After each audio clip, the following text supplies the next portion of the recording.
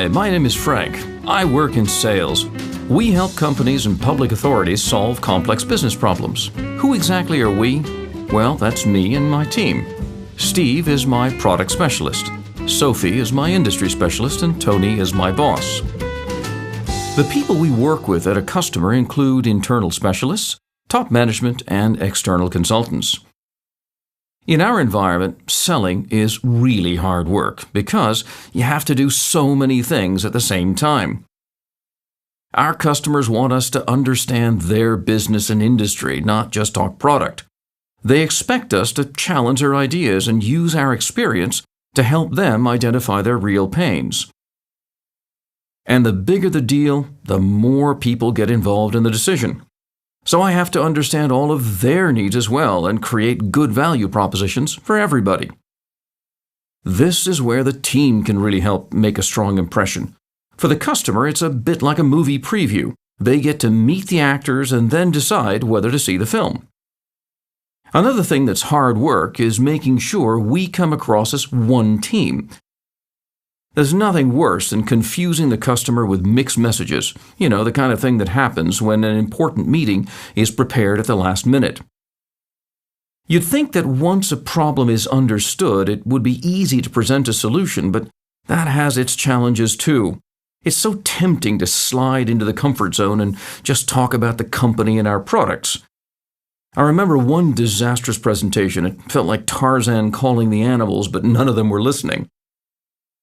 One thing I found is that if my presentation is really adapted to the customer's needs, they'll use it to sell the project internally. Of course, even the best solution needs a strong business case to justify the investment. But it's more than just about the numbers. Customers want to feel wanted.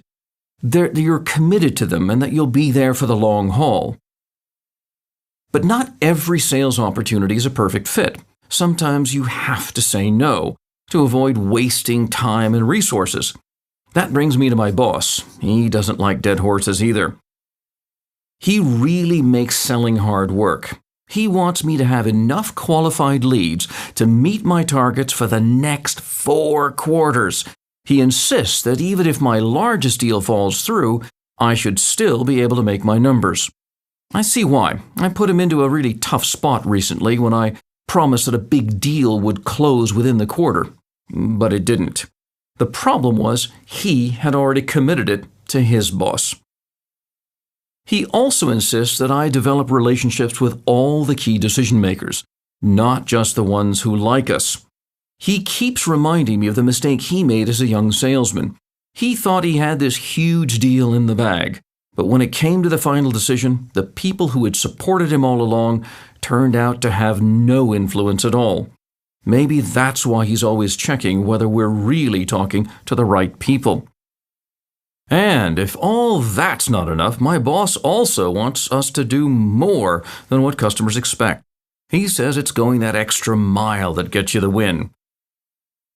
But you know what I hate most is when my boss makes me analyze a lost deal to figure out what went wrong.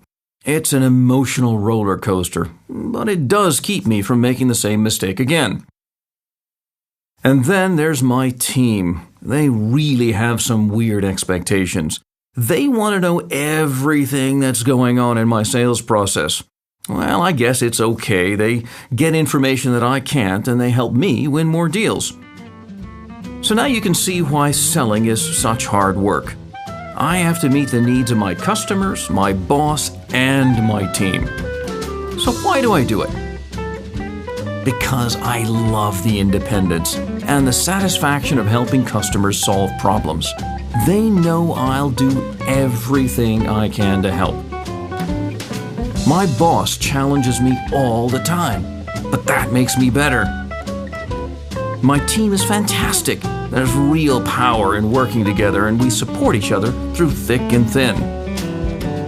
And the rewards, well, they speak for themselves.